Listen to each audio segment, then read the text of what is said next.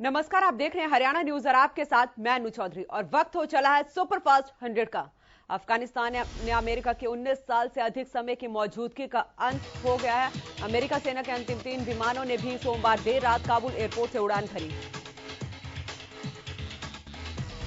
Reports के मुताबिक America सेना के अंतिम 3 C-17 विमानों ने 30-31 अगस्त की आधी रात काबुल के हामिद करजई इंटरनेशनल एयरपोर्ट से उड़ान भरी। इसके साथ ही अफगानिस्तान में अमेरिका सैन्य अभियान का अंत हो गया।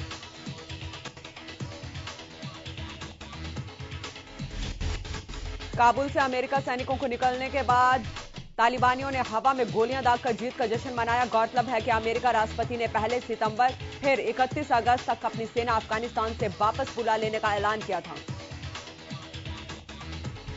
प्रदेश में कोरोना के 10 नए मामले सामने आए हैं, जबकि बीते 24 घंटे में कोरोना से एक मरीज की मौत हुई है, जबकि एक दिन में कोरोना से 16 मरीज ठीक भी हुए।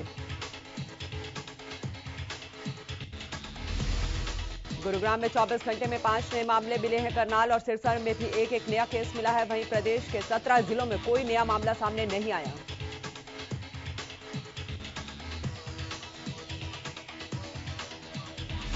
इसी के साथ हरियाणा में कुल मरीजों का आंकड़ा 7,70,466 पहुंच चुका है, जबकि कोरोना से प्रदेश में कुल 9,675 मरीजों की मौत हुई है। प्रदेश में कोरोना से रिकवरी रेट 98.66% है। टोक्यो पैरालंपिक्स में भारत की अवनी लेखरा ने शूटिंग में गोल्ड मेडल जीत लिया है। 19 साल की शूटर ने महिलाओं के 10 मीटर एयर राइफल के क्लास SH1 में पहला स्थान हासिल किया। अवनी लेखरा ने 249.6 का स्कोर बनाया है और अव्वल रही हैं। पैरालंपिक्स के इतिहास में भारत का शूटिंग में पहला स्वर्ण पदक है। उन्होंने चीन की झांग कोइपिंग को पीछे छोड़ा है। वहीं यूक्रेन की इरियाना शेतनिक ने कांस्य पदक जीता है।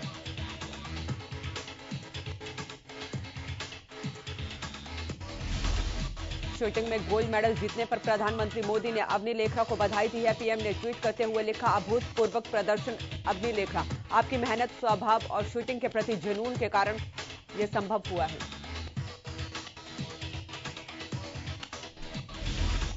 पैरालंपिक में भारत को एक और गोल्ड मेडल मिला। सुमित अंतिल ने जैवलिन में गोल्ड भारत की झोली में डाला। जैवलिन थ्रो के F64 इवेंट में सुमित ने बनाया वर्ल्ड रिकॉर्ड। घर पर खुशी का माहौल। पीएम मोदी और सीएम मनोहर लाल ने सुमित को गोल्ड लाने पर दी जीत की बधाई। सीएम ने ट्वीट कर लिखा कि पैरालंपिक में भी गाड़ दिया हरियाणा के छोरे लल्ला। सुमित अंतिल ने पैरालंपिक में भाला फेंक खेल में वर्ल्ड रिकॉर्ड बनाया है।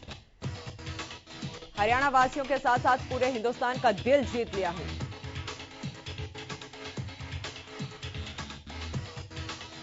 पैरालंपिक में जैवलिन थ्रो में देवेंद्र झाझरिया और सुंदर गुर्जर ने भी भारत को दोहरी सफलता दिलाई है। झाझरिया ने जैवलिन थ्रो के F46 कैटेगरी में 64.35 मीटर की दूरी तक भाला फेंक सिल्वर मेडल अपने नाम किया। यह देवेंद्र का पर्सनल बेस्ट स्कोर भी है। बता दें कि पैरालंपिक खेलों में यह देवेंद्र का तीसरा मेडल है। इससे पहले उन्होंने एथेंस पैरालंपिक और रियो पैरालंपिक में गोल्ड मेडल अपने नाम किया था।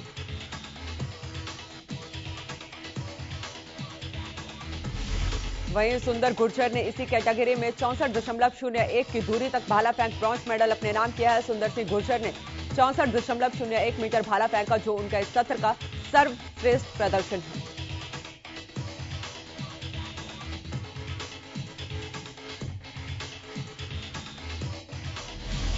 टोक्यो ओलंपिक में भारतीय हॉकी टीम के खिलाड़ी मोनिका मलिक के लिए उनके गांव गामड़ी में सम्मान समारोह का आयोजन किया गया। समारोह में संयुक्त रूप से मोनिका मलिक और पंचायती राज विभाग के निदेशक मुख्य अतिथि के रूप में पहुंचे। इस दौरान मोनिका मलिक ने सभी रक्तदाताओं को प्रोत्साहित किया।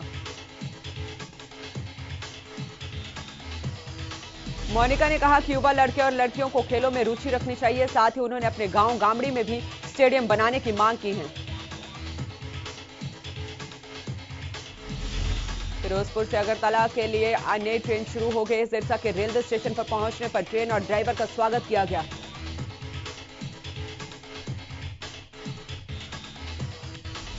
बीजेपी जिला अध्यक्ष आदित्य चौटाला और स्टेशन मास्टर नरेंद्र कुमार ने हरी झंडी दिखाकर ट्रेन को रवाना किया। यह ट्रेन गुरुवार को अगरतला पहुंचेगी और शनिवार को वापस सिरसा आएगी। ये ट्रेन 2800 किलोमीटर का सफर तय करेगी और यात्री इस ट्रेन के चलने से काफी उत्साहित दिखाई दिए। यात्रियों का कहना है कि लंबे सफर की ट्रेन चलने से उनको काफी फायदा मिलेगा और बार बार ट्रेन बदलने का झंझट नहीं रहेगा।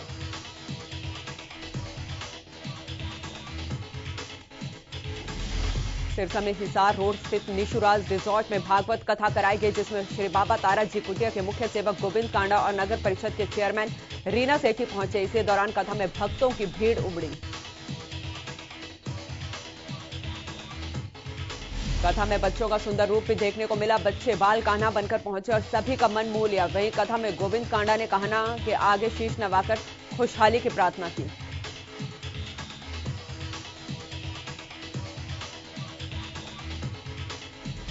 कथा में गोविंद कांडा ने कथा करने बाहर से आए महाराज के आशीर्वाद के साथ प्रसाद ग्रहण किया। आपको बता दें कि कथा में भक्तों की रौनक लगी हुई थी।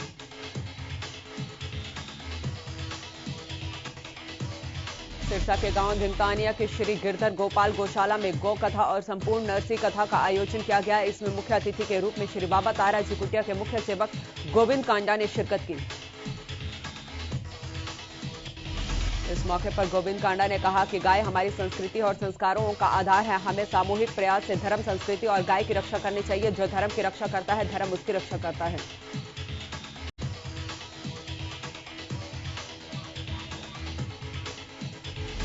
इस मौके पर उन्होंने 1 लाख रुपए की धनराशि गौशाला कमेटी के प्रधान धर्मपालू भांबू और अन्य पदाधिकारियों को भेंट की। साथ ही उन्होंने गौशाला के एक ट्रैक्टर भी देने का वायदा किया।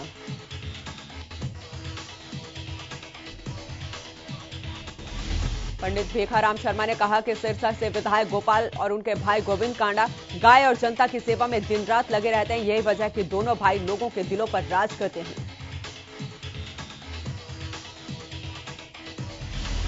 प्रदेश सरकार के 2500 दिन पूरे होने पर सोमवार को सीएम मनोहर लाल ने अपने कार्यों की किताब को लॉन्च किया है। साथ ही इस दौरान एक कार्यक्रम का आयोजन कर 2500 दिन के कार्यों पर एक डॉक्यूमेंट्री भी चलाई गई, जिसके बाद सीएम ने लोगों को संबोधित करते हुए अपने 2500 दिनों का रिपोर्ट कार्ड पेश किया है। सीएम ने अपने कार्यों को गिनवाया। इस दौरान सीएम मनोहर लाल ने कहा कि हमने राइट टू करप्शन के बजाय राइट टू सर्विस पर काम किया है, क्योंकि हमने व्यवस्था बदलने का संकल्प लिया था।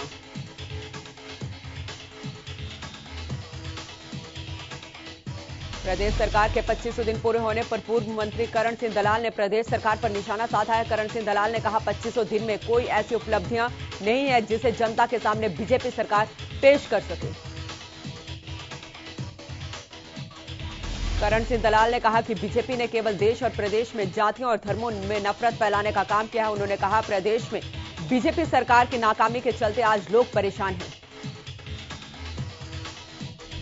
झज्जर के सिविल अस्पताल में कोरोना नियमों की जमकर धज्जियां उड़ाई गई। दरअसल कोरोना वैक्सीन लगाने आए लोगों ने सोशल डिस्टेंसिंग का पालना नहीं की। सुबह 3 बजे से ही प्रवासी मजदूरों के सिविल अस्पताल में लंबी लंबी लाइनें देखने को मिली। वैक्सीनेशन लगवाने आए धीरज ने बताया कि सुबह से ही लाइन में लगकर अपनी बारी का इंतजार कर रहे हैं।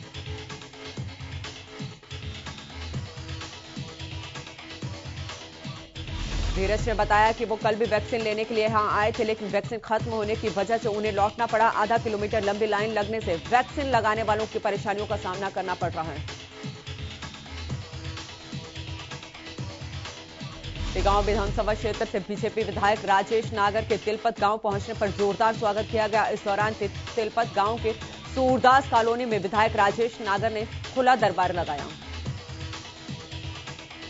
साथ ही अधिकारियों को मौके पर पहुंचकर लोगों की समस्याएं सुनी। इस दौरान सबसे ज्यादा शिकायतें सड़क और पानी को लेकर की गई, जिस पर विधायक ने अधिकारियों को 1 हफ्ते में समस्याओं को खत्म करने का आदेश दिया। वहीं सीएम मनोहर लाल के सभी अवैध कॉलोनियों को वैध करने को ऐतिहासिक फैसला बताते हुए कहा कि सभी अवैध कॉलोनियों को वैध करके मूलभूत सुविधाएं दे दी जाएंगी।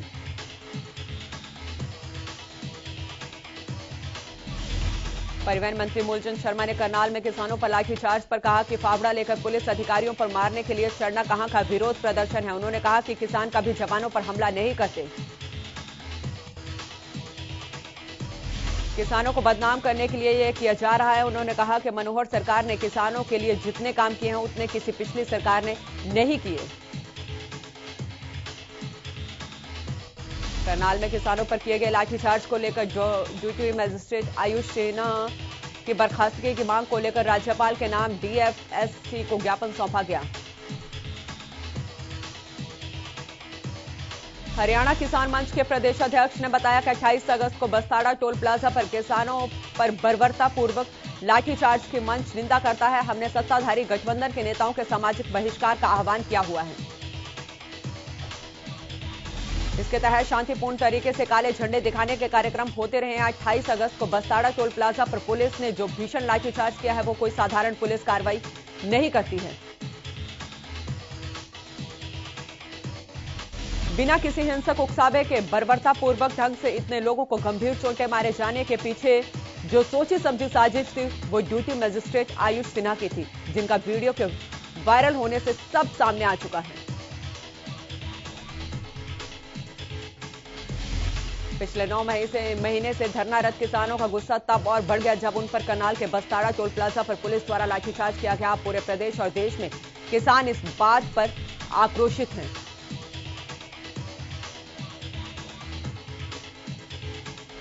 इसी कड़ी में गांव डाचर में हरियाणा पुलिस इंस्पेक्टर हरजिंदर सिंह का पुतला फूंका और सरकार के खिलाफ नारेबाजी की।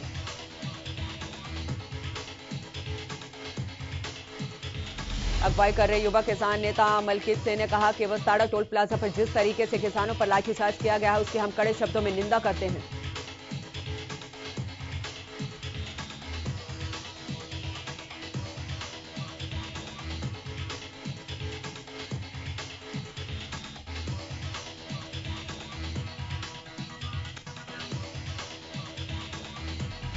भूलत चीका के शहीद उधम सिंह चौक पर सोमवार को किसानों ने प्रदर्शन किया। साथ ही सरकार और प्रशासन के खिलाफ नारेबाजी भी की गई।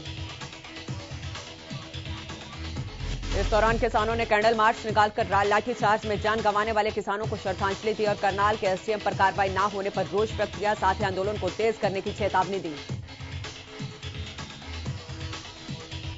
झज्जर के सिलानी गांव में नशे के खिलाफ ग्रामीण फिर लामबंद हो गए। दरअसल नशा बेचने वालों के खिलाफ कड़ा रुख अपनाने का फैसला किया गया है।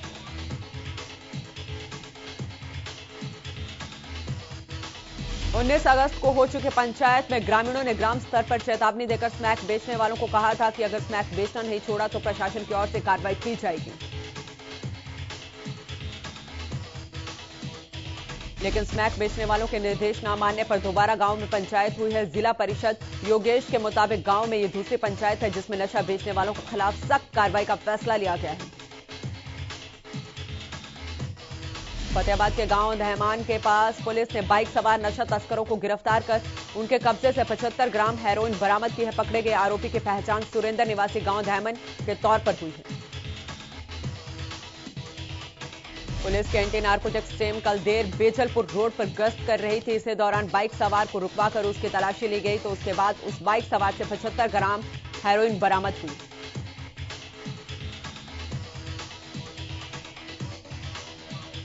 पुलिस ने आरोपी के खिलाफ एनडीपीएस एक्ट के तहत मामला दर्ज कर लिया है। आरोपी को कोर्ट में पेश किया गया है। डीएसपी ने बताया कि 75 ग्राम हेरोइन के साथ एक युवक को गिरफ्तार किया गया है।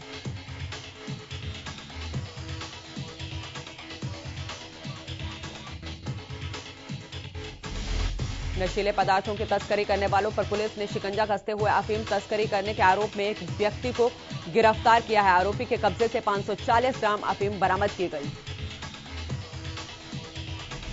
डीएसपी ने बताया कि एंटी नार्कोटिक्स की टीम ने गांव भूंदड़वास के समीप सामान्य गश्त पर थे। इसी दौरान एक व्यक्ति को रोककर जब उसकी तलाशी ली गई तो उसके पास से करीब 540 ग्राम अफीम बरामद की गई। बरामद की गई अफीम की कीमत 1 लाख रुपए से अधिक बताई जा रही है। पुलिस आरोपी से पूछताछ कर रही है कि आरोपी अफीम को कहां से लाया था और उनके नेटवर्क में कौन कौन है ताकि वहां तक पहुंचा जा सके। फतेहाबाद के भट्टू इलाके में महिला से हुई लूटपाट मामले में पुलिस ने आरोपियों को गिरफ्तार कर लिया है। आरोपियों के पास से छीना गया सामान भी बरामद कर दिया गया है। डीएसपी सुभाष चंद्र ने बताया कि ढाबी खुर्द निवासी महिला अपने गांव से भट्टू की ओर आ रही थी। उसी दौरान बीच रास्ते में बाइक सवार 2 युवकों ने उसे रोककर उससे लूट कर फरार हो गए। महिला के परिजनों ने मामले की सूचना पुलिस को दी, जिसके बाद पुलिस ने मामले में आरोपियों को कुछ देर में ही गिरफ्तार कर लिया। फतेहाबाद में 2 दिन पहले नहर में गिरी कार के मामले में नया मोड़ सामने आया। आपको बता दें कि इस हादसे में महिला और बच्चे की भाखड़ा नहर में डूबने से मौत हो गई थी, जिसके बाद महिला के पिता ने पति पर षड्यंत्र रचने का आरोप लगाया था। महिला के पिता का कहना था कि षड्यंत्र के राय के कुंडली थाना क्षेत्र में एक युवती को पेट्रोल डालकर जलाने का मामला सामने आया है। बताया जाता है कि युवक और एक युवती लिव इन में रह रहे थे। युवक ने युवती पर पेट्रोल डालकर जला दिया, जिससे वो बुरी तरह से झुलस गई। बताया जा रहा है कि दोनों काफी लंबे समय से लिव इन में रह रहे थे और पीड़ित युवती कई महीने की गर्भवती थी, लेकिन देर रात दोनों में किसी बात को लेकर कहासुनी हो गई, जिसके बाद आरोपी राहुल पीड़ित युवती पर पेट्रोल डालकर आग के हवाले कर दिया।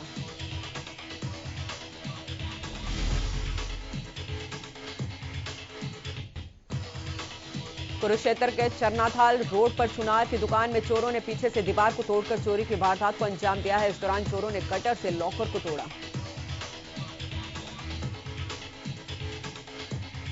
चोरों ने एलईडी और कई कीमती जवाहरात पर हाथ साफ कर लिया। दुकानदार विजय ने बताया कि लगभग 10 से 12 लाख का नुकसान हुआ है।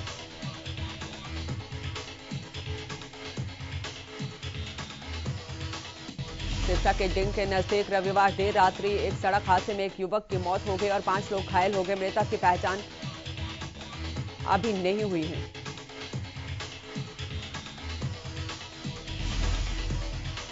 मृतक के परिजनों व अन्य लोग आज सुबह नागरिक अस्पताल में एकत्रित हुए। प्रत्यक्षदर्शी लोगों ने बताया कि डिंग रोड के नजदीक उनकी गाड़ी के सामने गाय आ गई, जिसको बचाने के चक्कर में गाड़ी असंतुलित हो गई और डिवाइडर से जा टकराई, जिसमें महिला की मौत हो गई, जबकि 5 अन्य लोग घायल हो गए।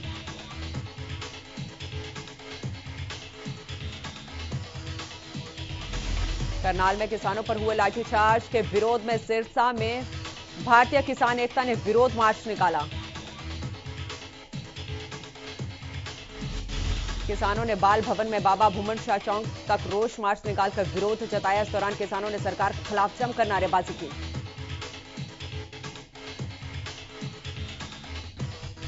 प्रदर्शन करने पहुंचे किसानों ने करनाल में किसानों पर लाठीचार्ज के लिए जिम्मेदार अधिकारियों को बर्खास्तगी की मांग की लेकर राज्यपाल के नाम डीएफएससी को ज्ञापन सौंपा। करनाल में हुए किसानों पर लाठीचार्ज को लेकर करनाल प्रशासन मीडिया से रूबरू हुआ। करनाल के एसपी और डीसी ने कहा कि हम किसानों के साथ लगातार संपर्क में थे।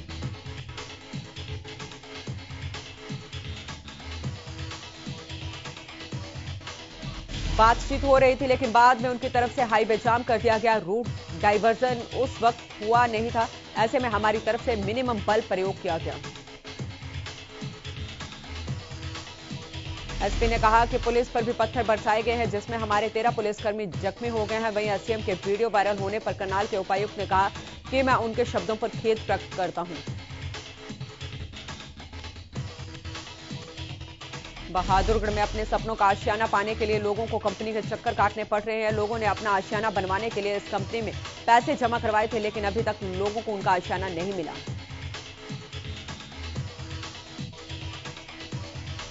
2.5 साल पहले एक रियल एस्टेट ग्रुप ने एक प्रोजेक्ट लॉन्च किया था, जिसमें लोगों ने अपना आशियाना बनवाने के लिए पैसा जमा करवाए थे।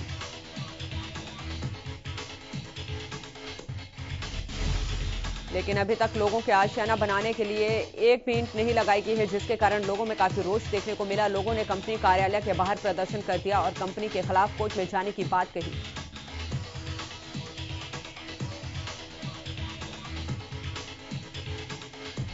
हरियाणा के यमुनानगर में रहने वाली एक स्कूल टीचर का एनर्जेटिक भांगड़ा इन दिनों सोशल मीडिया पर वायरल हो रहा है। इस डांस की हर जगह तारीफ हो रही है।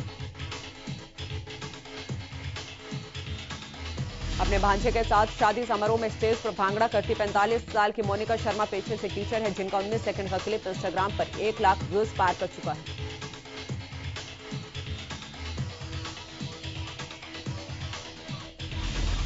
कोरोना वायरस की संभावित तीसरी लहर से निपटने के लिए स्वास्थ्य विभाग अलर्ट पर है। सिरसा के नागरिक अस्पताल में ऑक्सीजन प्लांट का पिछले 2 दिन से ट्रायल जारी है। जल्द ही इससे तैयार ऑक्सीजन के सैंपल जांच के लिए लैब भेजे जाएंगे।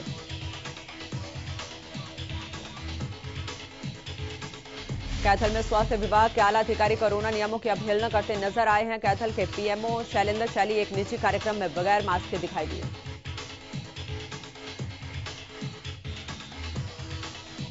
देश की पहली अर्जुन अवॉर्डी रेसलिंग पहलवान डीएसपी गीतिका जाखड़ पर मारपीट का आरोप। पुलिस की गाड़ी को लेकर मारपीट करने पहुंची डीएसपी गीतिका। मारपीट की घटना सीसीटीवी में कैद हुई।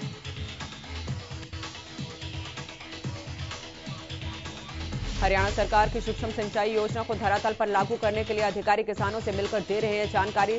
सरकार द्वारा हर खेत तक पानी पहुंचाने का रखा गया है लक्ष्य।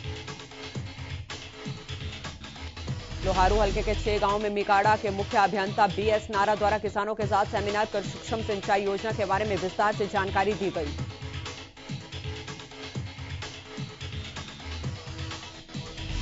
मुख्य अभियंता ने किसानों को बताया कि सूक्ष्म सिंचाई योजना का लाभ लेने के लिए पोर्टल का काम शुरू हो गया है। किसान पोर्टल पर आवेदन कर योजना का लाभ उठाएं।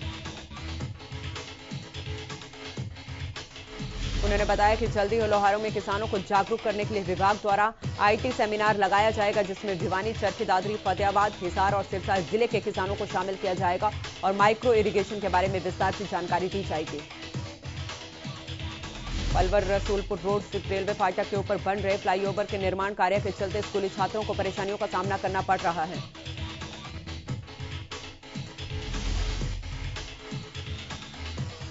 रेल की चपेट में आने से पहले भी 2 छात्रों की मौत हो चुकी है, जिसके चलते परिजनों को अपने बच्चों की चिंता लगी रहती है। प्रदेश की सरकार की ओर से शुरू की गई सेवा डायल 112 इन दिनों लोगों को खूब रास आ रही है। वहीं डायल 112 पर कार्यरत पुलिस कर्मचारी भी अपनी बेहतरीन सेवाओं को लोगों तक पहुंचा रहे हैं। सोनीपत के मोरथल थाना क्षेत्र में कार्यरत डायल 112 के 3 पुलिस कर्मचारी एएसआई जयपाल सिंह, सिपाही विकास और सिपाही गगनदीप को सरकार की तरफ से सम्मानित किया जाएगा। बताया जा रहा है कि तीनों पुलिस कर्मचारी लोगों की शिकायत पर मात्र 15 मिनट में पहुंचकर निदान करने में सक्षम रहे हैं। वहीं तीनों जवानों ने कई मामलों में अपनी बहादुरी का भी परिचय दिया।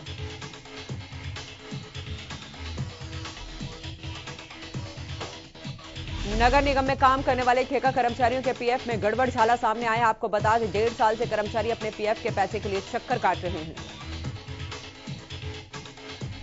लेकिन अभी तक कर्मचारियों को पीएफ का पैसा नहीं मिला है। वहीं कर्मचारियों ने अधिकारियों और ठेकेदार पर मिली भगत से कर्मचारियों के फाइल गायब करने का आरोप लगाया है। कर्मचारियों ने कहा है कि उनके पीएफ के साथ गोलमाल किया गया और पिछले लंबे समय से पीएफ का रिकॉर्ड भी तैयार किया गया, बावजूद इसके ठेकेदार पीएफ की फाइल गुम होने की बात कह रहे हैं। फतेहाबाद के गांव बनगांव के पास शनिवार सुबह अचानक सिरसा मेजर नहर टूट गई, जिससे किसानों के सैकड़ों एकड़ फसल में पानी भर गया। इस इलाके में नरमा और कपास की ज्यादा बिजाई होने के चलते नरमा कपास के खेतों में काफी पानी भर गया, जिसके कारण किसानों के फसलों का नुकसान हो गया।